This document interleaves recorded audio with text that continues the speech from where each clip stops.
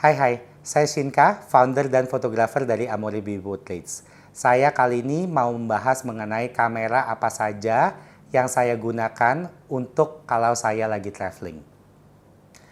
Saya bahas dari awal pengalaman saya waktu saya traveling ya. Saya tunjukkan, saya itu dulu kalau bawa kamera itu seperti ini tasnya, persis kameranya seperti ini tasnya.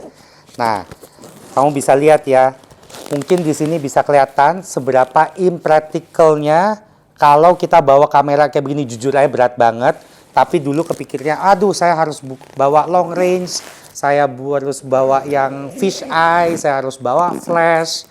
Tapi pada kenyataannya, mungkin pada waktu kita jalan-jalan, yang kita pakai kameranya itu-itu aja, yang nyantol juga mungkin itu-itu aja. Jadi oleh karena itu, dari pengalaman saya, akhirnya saya decide, oke, saya hanya membawa satu kamera dengan satu lensa yang menurut saya paling tepat, yaitu 24-70 mm. Nah, contohnya dari lensa tersebut, saya bisa kasih lihat di mana pengalaman saya jalan-jalan ke Labuan Bajo berapa puluh tahun yang lalu ya, udah cukup lama sebenarnya. Nah, tapi di sini saya hanya menggunakan satu lensa, di mana pada waktu itu emang saya naik kapal Finisi. Saya bisa foto di atas kapal yang kebetulan memang di sini pada waktu menjelang sunset, ribuan kelelawar keluar, saya foto. Juga saya mendapat foto sunsetnya. Lalu pada pagi keesokan harinya saya juga pergi ke satu pulau Rinca untuk melihat komodonya. Nah, dari foto-foto ini bisa dilihat bahwa satu lensa, satu body saya kira-kira bisa mendapat seperti ini.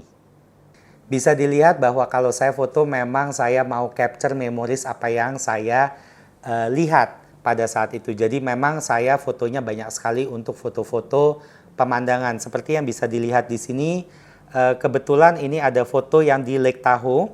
Kebetulan ini fotonya mirip sekali angle-nya dengan foto yang dilakukan oleh Ansel Adams pada tahunnya saya nggak ingat tahun berapa. Tapi intinya karena saya pakai kamera warna, jadi di sini fotonya warna dulu ya. Saya memang mau menunjukkan keindahan alam yang bisa dinikmati oleh orang-orang lain juga. Nah, kebetulan memang saya itu big believer banget sama kamera full frame, dikarenakan full frame itu kalau kita ngelihat color depth-nya itu memang lebih dalam ya dibandingin kamera-kamera yang bukan full frame. Bisa dilihat dari contoh-contoh sebagai berikut.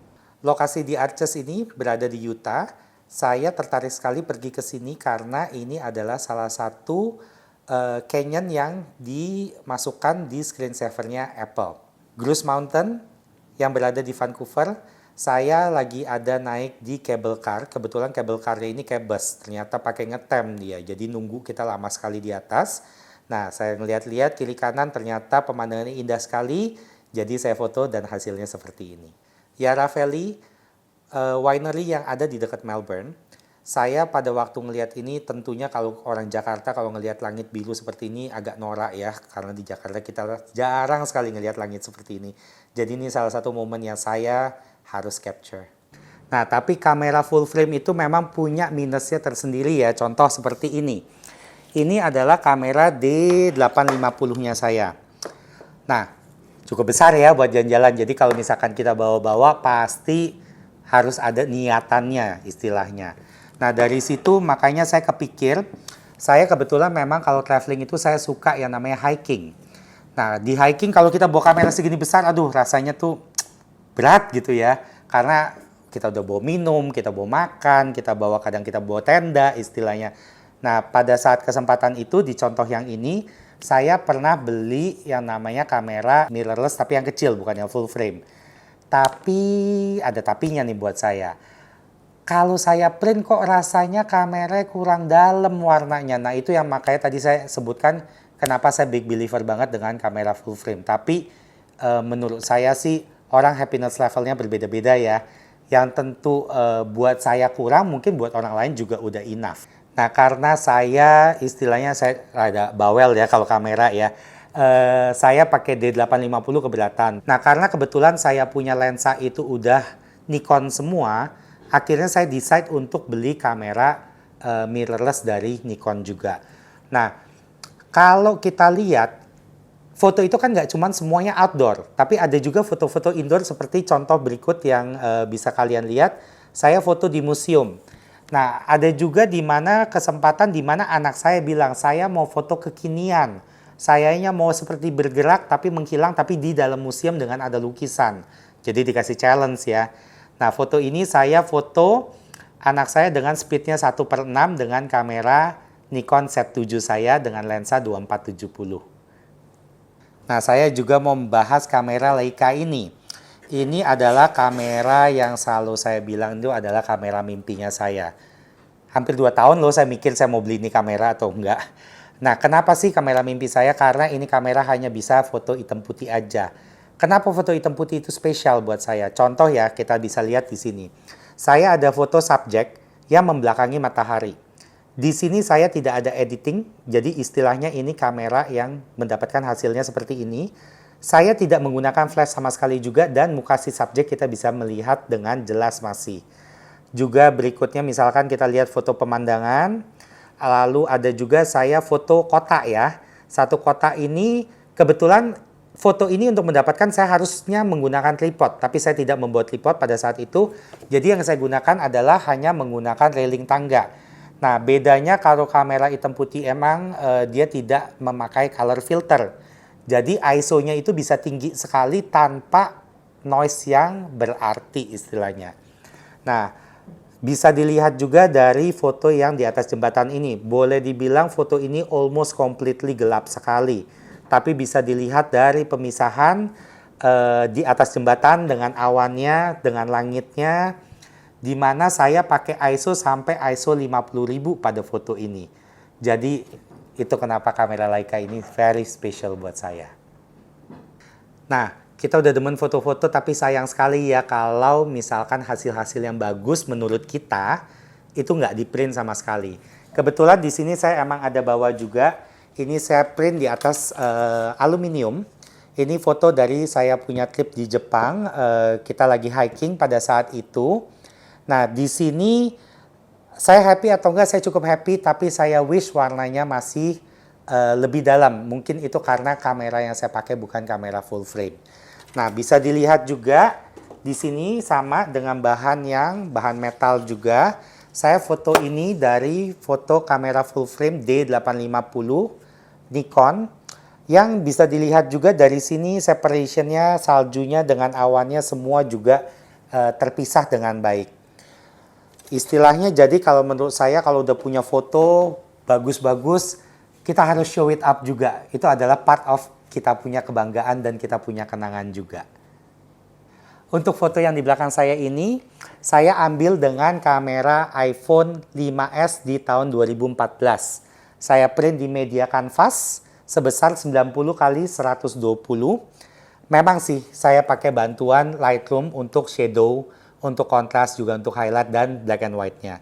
Istilahnya jadi meskipun kamera telepon juga bisa di print sampai sebesar 90x120. Juga bisa dilihat di sini, ini kita foto waktu itu pakai kamera 4S iPhone di tahun 2012, istri saya yang ngambil.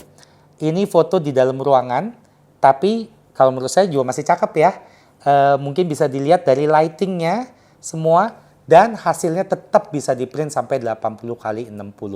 Jadi meskipun kita foto pakai kamera telepon, kalau kita nggak punya kamera istilah yang besar-besar atau full frame dan sebagainya, yang paling penting menurut saya adalah memories yang kita bisa capture. Sering sekali saya ditanya, kamera apa yang paling cocok untuk traveling atau yang terbaik? Buat saya personally, kamera telepon. Kenapa? Saya itu pecinta full frame sekali. Kenapa? Color depth yang tidak tertandingkan, yes. Tapi handphone itu selalu siap di mana momen-momen yang mungkin tidak terduga atau kita tidak siap atau kita tidak bisa bawa kamera-kamera besar, dia selalu ada sama kita. Kebetulan saya emang bawa handphone terus, jadi valid untuk saya ya. Nah, contoh di sini, misalkan kita pergi ke restoran, kita mau cerita, makanan di sini ini seperti apa? Makanan di restoran ini apa yang unik istilahnya. Nah, saya itu termasuk orang yang kalau makanan keluar, istri tunggu dulu, saya harus foto. Istilahnya seperti itu. Kadang makanannya keburu dingin katanya dia. Nah, juga misalkan kalau misalkan di sini bisa dilihat, saya waktu itu ke salah satu gedung, saya ngelihat ada pekerja-pekerja bekerja. Ngecat gedung. Simple ya. Tapi saya ngelihat, kayaknya ini kalau di foto cakep. Kalau kita ngambil handphone lagi, kapan fotonya? Istilahnya kan itu momen istilahnya. Jadi kamera yang paling cocok buat saya. Ya, bisa dilihat lagi dari contoh-contoh di sini. Tadi mungkin saya udah sebutkan saya emang suka sepedaan. Nah, di sepedaan kita nggak mungkin kan bawa-bawa istilah kamera besar. Bisa dilihat juga kita udah tanjakan, tinggi-tinggi gitu ya. Sampai di atas biasa pemandangannya yang paling indah. Terus gimana cara kita capture the moment? Balik lagi. Ya, apakah harus iPhone? Enggak juga. Saya kebetulan memang pecinta Apple. Tapi saya believe kamera handphone apapun juga bisa capture selama lightingnya bagus, pasti kita bisa mendapatkan hasil yang bagus. Bisa juga dilihat dari contoh-contoh yang anak saya ini ada di pantai, lalu anak saya ada yang kebetulan waktu itu habis hujan. Habis hujan ada lampu dari billboard yang turun ke bawah, dan anak saya juga pakai payung, jadi ada reflectionnya juga. Di situ kameranya itu waktu saya cerita mengenai foto ini banyak sekali yang mikir ini nggak mungkin dari kamera telepon. Tapi saya tunjukin kamera telepon pun juga bisa. Ya, lalu saya waktu itu ada di Magelang, kebetulan Misa Stella dapat 2 gunung. 2 gunungnya saya lupa namanya apa. Tapi bisa dilihat ini adalah capturing di momen di mana saya bisa bilang sama istri saya, yuk kita pergi jalan-jalan ke sini yuk. Dia bisa lihat, oh tempatnya emang seindah ini. Jadi istilahnya kita bisa telling stories melalui foto-foto tersebut juga. Jadi kamera apa yang paling baik untuk traveling menurut saya? Kalau kesempatannya saya bisa bawa kamera-kamera yang agak besar, mirrorless atau yang seperti Leica ini, saya akan bawa. Tapi menurut saya tetap the best adalah kamera yang selalu ready untuk setiap saat.